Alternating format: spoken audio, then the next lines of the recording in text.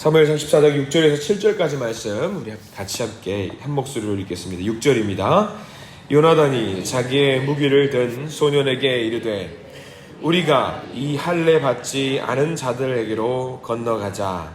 여호와께서 우리를 위하여 일하실까 하노라. 여호와의 구원은 사람이 많고 적음에 달리지 아니하였느니라. 무기를 든 자가 그에게 이르되 당신의 마음에 있는 대로 다 행하여 앞서 가소서. 당신과 마음을 같이 하여 따르리이다. 아멘. 저를 따라서 하시기 바랍니다. 가슴에 손을 얹으시고요. 하나님의 은혜가 지금 저에게 임하기를 기도합니다. 손을 뻗으시고요. 하나님의 은혜가 지금 여러분에게 임하기를 기도합니다. 아멘. 하나님의 은혜가 우리 모두에게 임하기를 간절히 소망합니다. 자, 오늘 사무엘상 14장 말씀 6절과 7절을 읽었는데요. 오늘 하루를 넘기시기 전에 반드시 14장을 쭉 한번 읽어보세요. 재밌는 전쟁의 역사가 나와 있어요. 너무 감동 깊은 전쟁의 역사가 있고요. 이게 무슨 일인가 싶을 정도로 대단한 일이 적혀 있으니까요. 14장이 재밌는 이야기입니다. 많이 꼭 한번 읽어보시기를 부탁을 드립니다. 지금 이스라엘 백성들은 사울을 왕으로 세워놓고 사울에게 모든 것을 의지하는 마음으로 있어요. 사울이 모든 전쟁을, 블레셋과의 전쟁을 이길 수 있겠다라는 생각으로 사울을 왕으로 세워놓았습니다만 우리는 사울이 그럴 만한 그릇이 아니라는 것을 알고 있어요. 사실 하나님도 지금 오늘 14장에 기록되어 있는 전쟁 속에서는 사울을 포기하셨습니다. 사울을 포기하셨고요. 사울에게 아무것도 이야기를 하거나 지시를 내리거나 뭔가 작업을 할 수 있도록 명령을 내리거나 하실 수 있는 상황이 아닙니다. 근데 우리가 알아야 될 것은 사무엘상 14장을 통해서 사울을 포기하셨다라고 할지라도 하나님께서는 이스라엘 백성들을 완전히 포기한 것은 아니라는 것을 우리가 알게 됩니다. 사울 왕을 포기했지만 하나님께서 그 다음 세대를 통해서 이스라엘에게 작은 기대를 거시는 것이 아닌가 생각이 드는 내용들이 많이 있어요. 작은 희망을 이어가시는데요. 그 다음 세대가 누구냐고 하면은 우리는 사울의 아들 누구냐면 요나단을 기대하고 있으신 것 같습니다. 14장을 보고 있노라면은요, 사실 사울은 그렇다 치더라도 조금 안쓰러운 마음이 들어요. 어떤 안쓰러움이 마음이 드냐면 하나님 요나단을 봐서라도 이스라엘 백성들을 도와주시면 안 될까요? 라는 생각이 들게 됩니다. 자동적으로 그런 기도가 좀 나와요. 우리가 14장 1절부터 좀 한번 볼 텐데요. 1절에 이렇게 나와 있습니다. 1절 우리 한번 쭉 넘겨서 1절 같이 한번 읽어볼까요? 시작. 하루는 사울의 아들 요나단이 자기의 무기를 든 소년에게 이르되 우리가 건너편 블레셋 사람들의 부대로 건너가자 하고 그의 아버지에게는 아뢰지 아니하였더라. 여기 중요한 두 사람이 등장을 합니다. 이 두 사람이 이스라엘을 살려요. 이 두 사람이 딱 두 사람이 블레셋이 얼마나 많은 군대를 끌고 왔다라는 것을 우리가 지난 시간에 토요일날도 한번 나눴습니다만 이스라엘 백성들은 이 두 사람으로 인해서 그 목숨을 건지게 됩니다. 누구냐면 요나단과 여기서는 이름도 등장하지 않는 무기를 든 소년이라고 나옵니다. 안타까워요. 이게 왜냐하면 이 무기를 든 소년이라고 이 사람이 9번이나 등장을 하거든요. 무려 9번이나 등장을 하는데 이름이 나오질 않아요. 그래서 이름도 나오지 않는, 그래서 저는 이제 그냥 부관이라고 하잖아요. 장교를 따라다니면서 여러 가지 일들을 도와주는 부관이라고 저는 그냥 편하게 부관이라고 이야기하는데 이 부관도 나이가 소년이라고 나와 있어요. 소년. 물론 성경에서 말하고 있는 그 나이 개념은 좀 다르긴 한데 이때 당시 요나단이 나이 끼케야 20살이에요. 20살 전후거든요. 그러면 그를 따르고 있었던 부관해도 나이가 비슷하거나 아래거나 조금 위거나 그 정도일 거예요. 소년이라고 나와 있습니다. 젊은 친구들이에요. 굉장히 어리고 젊은 친구들입니다. 이 20살 남짓한 이 두 청년이 어디로 가냐면 블레셋 진영으로 공격을 하러 가요. 2명이 갑니다. 2명이. 그리고 중요한 거는 왜 이 성경 말씀을 적었는지 모르겠지만 아버지 누구죠? 사울에게 알리지 않았다라고 나와 있습니다. 아빠한테 혼날까봐 그럴 수도 있었겠습니다만은 알렸으면은 절대 가지 말라고 했을 것 같아서 아마 이 이야기를 하지 않고 블레셋 진영으로 전쟁터로 싸우러 가고 있는 거예요. 이 모습은 우리가 흡사 무슨 모습을 연상하게 됩니까? 요나단의 이 모습은 다윗이 나중에 골리앗이랑 싸우러 갈 때의 모습과 흡사 비슷해요. 혈혈단신 몸 하나 이끌고 나가는 모습도 요나단이 똑같은 마음으로 나가는 거거든요.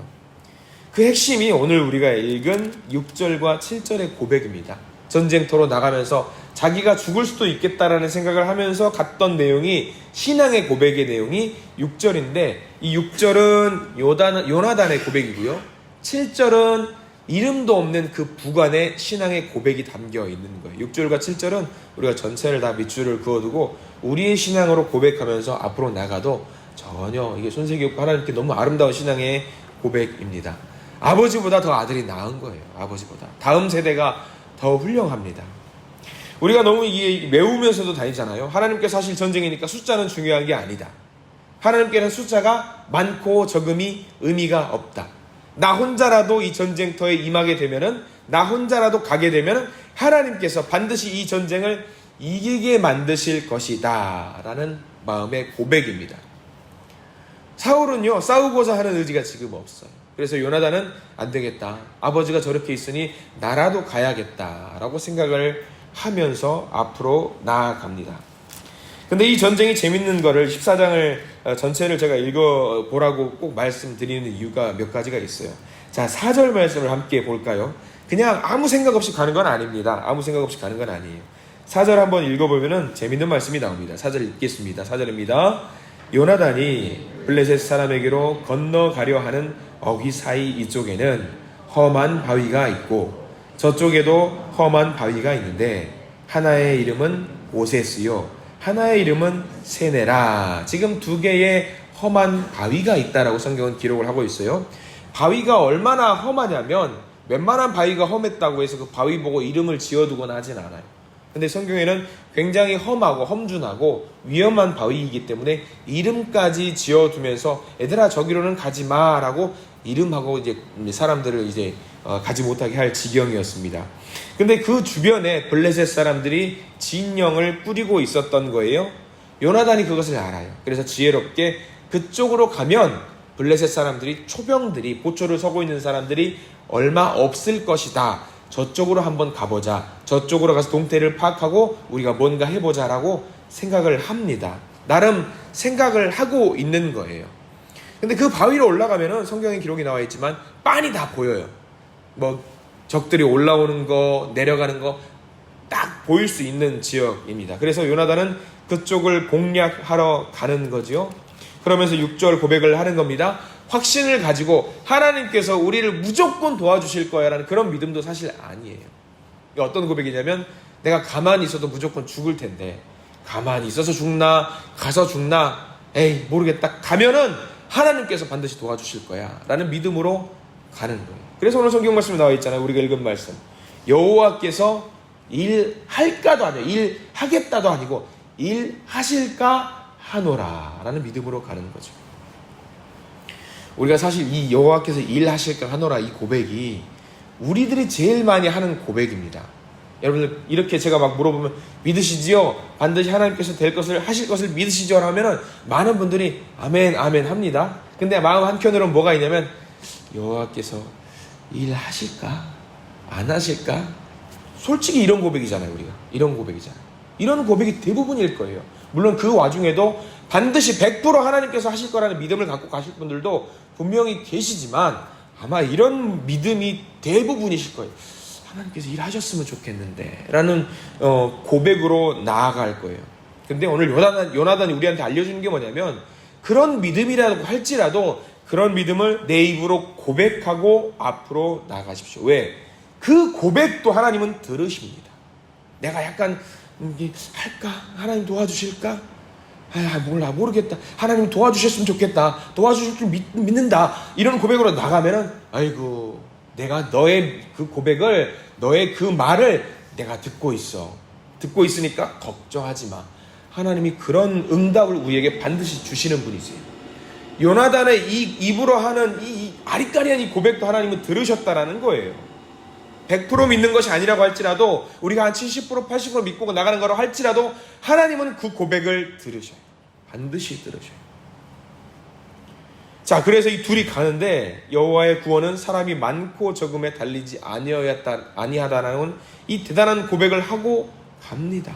정말 대단한 고백인데 더 중요한 게 있습니다. 더 중요한 게 뭐냐면 이 두 명이 가는데 이 요나단의 고백은 그렇다 쳐요. 왜? 왕의 아들이니까. 왕의 아들이니까 책임감을 가지고 간다고 쳐요. 근데 제가 오늘 성경 말씀 14장에서 더 중요하게 생각하는 사람은 요나단을 따랐던 부관입니다. 7절 고백인데 이 사람은 도대체 무슨 죄예요? 그냥 평범한 사람인데 요나단의 부관이라는 이유로 목숨을 걸고 지금 따라가야 되는 입장에 있는데 이 부관의 믿음이 제가 보기엔 더 대단합니다. 이름도 없는 사람이에요. 7절 말씀 한번 그 부관의 마음으로 한번 읽어볼까요? 7절입니다. 무기를 든 자가 그에게 이르되 당신의 마음에 있는 대로 다 행하여 앞서가소서. 밑줄 그으십시오. 내가 당신과 마음을 같이 하여 따르리다. 자, 이게 대단한 신앙 고백입니다. 여호와 하나님이란 말만 없었지만 이 고백에는 뭐가 있냐면 당신과 마음을 같이 하겠다. 당신이 믿는 하나님 나의 하나님이고 당신이 믿는 그 고백대로 나도 믿겠다. 우리는 이것을 뭐라고 이야기를 하냐면 우리가 가장 많이 하는 말이에요. 히브리어에는 원어에는 그 말이 써있지 않지만 이 내용이 우리는 뭐라고 하냐면 두 글자로 아멘이라고요. 아멘. 그 고백을 나의 고백으로 받겠습니다. 나도 동의합니다. 아멘이라고 하는 말이 이 말이거든요. 당신의 믿음으로 죽을지언정 그 전쟁터로 가겠다라는 그 마음, 하나님께서 당신을 도와줄 거라는 그 마음을 나도 똑같이 생각하니 나도 같이 가겠다라는 말입니다. 아마 여러분들이 부관이라면, 저와 여러분들이 부관이라면 어떤 말을 할 것 같으세요? 제가 모시는 사람이 야 우리 죽을지도 몰라, 가면 당장 죽을 텐데 그래도 가보자, 하나님께서 도와주실 거야. 그럼 여러분들 뭐라고 하실 거예요? 제정신이세요? 가면 우리 죽어요. 가면 안 돼요. 당장 도망갔을 거예요. 근데 이 부관은 뭐라고 하냐면 내가 당신과 마음을 같이 하겠습니다. 동의합니다. 같이 가겠습니다. 말로만 하지 않았습니다. 말로 가시죠. 그러고 몰래 도망가요. 저 잠깐 화장실 좀 다녀오겠습니다. 그 도망갈 수도 있어요. 근데 이 부관은 행동으로까지 옮겼어요. 같이 갔단 말이에요. 아니 이렇게 용맹한 사람이면 이름이라도 나왔으면 얼마나 좋을 텐데 이름도 없어요. 무기를 든 자래요. 저는 이 사람이 더 대단한 믿음을 갖고 있다라고 생각을 합니다. 우리가 요나단처럼 하는 것이 어려울 수 있습니다. 앞에 진두지휘하면서 앞서 나가서 가자, 우리 죽으러 가자, 하나님께 도와주실 거야 라고 할 수는, 그거는 못할 수 있어요. 그러나 우리가 누구는 될 수 있냐면 이 부관처럼 따라가는 사람은 될 수 있을 거라고 저는 믿습니다. 이런 믿음을 갖고 살아가시기를 간절히 축원합니다. 소망합니다. 그저 하나님께서 도우실까 하노라. 그렇습니다. 동의합니다. 하나님께서 도우실 겁니다. 이렇게 말하는 사람이 있으면 사실 우리가 살면서 얼마나 감사한지 몰라요. 기도하면서 저 이런 기도를 갖고 있어요. 같이 중보해 주셨으면 좋겠습니다. 그럼 마음이 외롭잖아. 힘들잖아요. 근데 옆에서 누군가 하나님께서 도우실 겁니다. 하나님께서 반드시 같이 할 겁니다. 저도 같이 기도하겠습니다. 이런 사람이 있으면 얼마나 우리 마음이 든든합니까? 얼마나 든든해요. 이 말도 안 되는 전쟁이 요나단과 이 부관 두 사람의 기지로 결국 이기게 됩니다. 재밌는 이야기가 전개가 되는데 이 험준한 바위로 넘어갈 때에 말 그대로 초병이 얼마 서 있지 않아요. 그래서 낑낑대면서 올라갑니다. 근데 블레셋 사람들이 그 모습을 보고 무슨 생각을 하냐면 비웃어요. 야 쟤네들 봐라. 쟤는 뭐 웃기는 행동을 하고 있다라 하면서 공격을 하지 않습니다. 올라올 때 공격을 하면 다 죽는데 야 너희들이 일로 올라와봐. 일로 올라와봐. 일로 올라와봐. 가만히 둬요. 부관 그 블레셋 사람들이 가만히 지켜보면서 다 올라올 때까지 야 내가 너희들한테 재밌는 거 보여줄 게 있어. 블레셋 사람들이 막 조롱하면서 그래.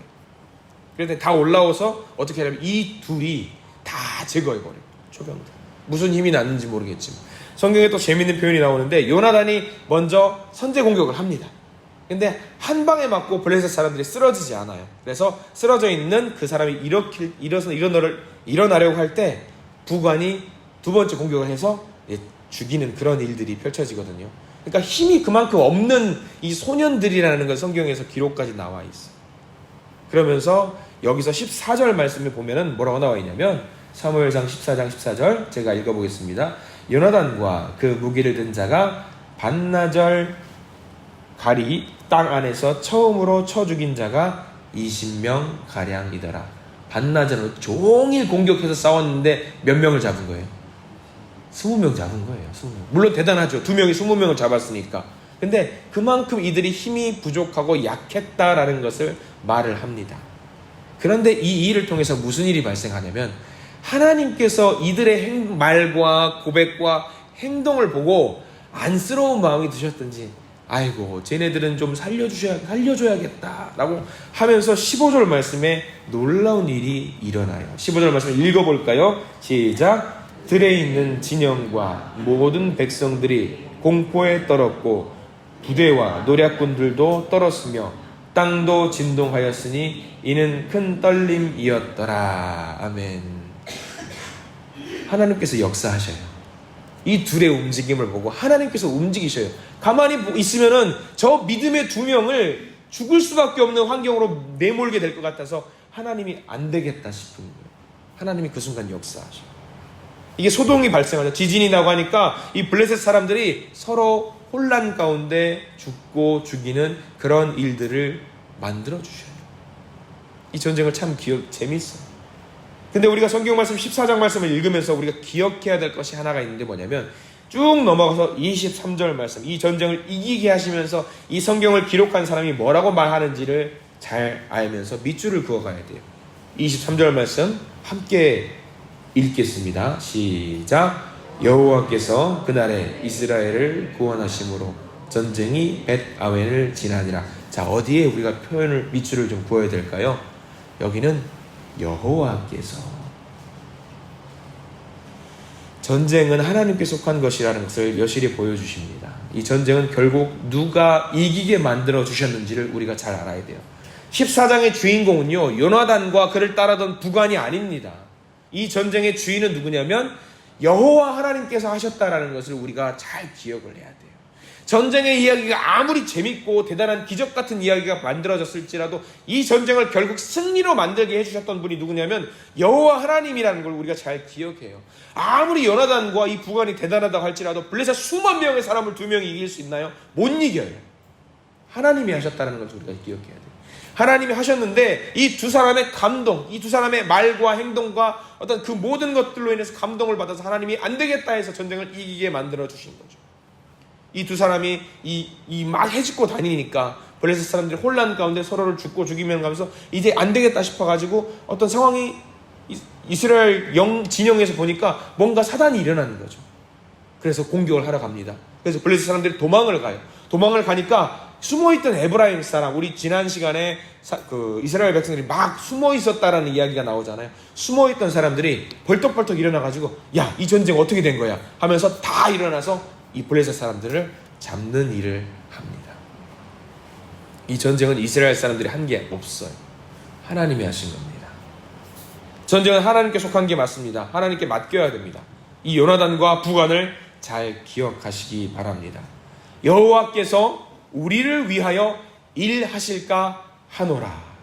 여호와께서 우리를 위하여 일하실까 하노라. 이 둘의 특징이 뭔지 기억을 또 하셔야 됩니다. 이 둘은요, 말로만 가만히 있지 않았습니다. 행동으로 옮겼습니다. 그들이 할 수 있는 일들을 감당하면서 일을 했습니다. 숨어 있거나 도망가지 않았습니다. 그러나 하나님은 움직이는 이 두 사람을 통해서 역사하셨습니다.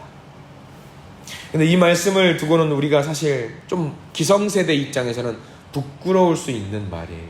사울왕은 기성세대죠. 근데 사울왕은 600명에 되는 병사들을 이끌고 아무것도 하지 못하고 절절매고 있었는데요. 젊고 어린 이 두 사람이 무언가 하겠다고 하나님 밑에서 깔짝깔짝 하고 있었잖아요. 얼마나 기특한지 몰라요. 우리가 이제 사무엘상 14장 말씀을 통해서 다음 세대를 키워야 되는 이유가 여기 있는 거예요. 이 두 사람이 하나님을 감동시키고 하나님을 움직이게 만드는 일들을 했어요. 근데 14장에서는 보면은 기성세대들은 아무것도 하지 않았어요. 그러니까 우리가 좀 이 모습을 보면서 우리가 좀 마음을 아파해야 되는 거예요. 첫 번째는 아무리 힘들고 어려울지라도 여호와 하나님께서 우리를 도우실까 하느라 이 믿음으로 우리도 앞으로 나가야 되고요. 또 하나는요, 우리가 다음 세대를 위해서 기도하고 그들을 세우실 수 있는 우리가 되어야 됩니다. 오늘 말씀을 통해서 하나님 의지하고 앞으로 나가시기 바랍니다. 하나님 사랑하시고 하나님께 맡기는 그래도 그 맡김을 통해서, 그 일들을 통해서, 너에게 맡긴 그 일들을 통해서 하나님을 감동하게 하고 하나님을 움직이게 하는 일들을 하실 수 있는 우리 모두가 되기를 소망합니다. 그리고 우리가 다음 세대를 위해서 열심히 기도하시기 바랍니다. 그 세대들을 위해서 하나님을 감동시키시고 하나님께서 움직이게 만드는 그 아이들이, 그 청년들이, 그 학생들이 이 땅을, 또 이 교회를, 이 나라를 움직이게 또는 살리게 만드실 줄 믿습니다. 교회를 위해서 열심히 기도하시고요, 그리고 다음 세대를 위해서, 그리고 각자 갖고 있는 그 기도 제목들을 위해서 뜨겁게 주님께 아뢰시면서 오늘 하루를 시작하실 수 있는 저와 여러분 되기를 간절히 소망합니다. 기도하겠습니다. 주님 감사합니다. 사울 왕이 아무것도 못하고 있을 때에 그의 아들과 그를 따르던 부관이 적진으로 들어가서 싸움을 벌입니다. 그리고 그들이 고백합니다. 여호와께서 우리를 위하여 일하실까 하노라. 이 믿음이 우리의 믿음이 되기를 간절히 소망합니다. 그리고 단순히 말로만 하는 것이 아니라 우리가 행동으로 주님 앞에 움직일 수 있도록 우리를 인도하여 주시옵소서. 우리 교회와 민족과 공동체를 살리는 이 행동과 신앙의 고백이 우리 가운데서부터 시작할 수 있도록 주님께서 인도하여 주시옵소서. 우리에게 이 요나단과 그 부관과 같은 그 믿음을 허락하여 주시사 우리들도 부끄러운 마음으로 믿음으로 머물러 서 있는 것이 아니라 하나님의 이름으로 정의로운 깃발을 들고 이 세상을 주님의 이름으로 변화시켜 나가는 복된 주님의 자녀들이 될 수 있도록 저희들을 인도하여 주시옵소서.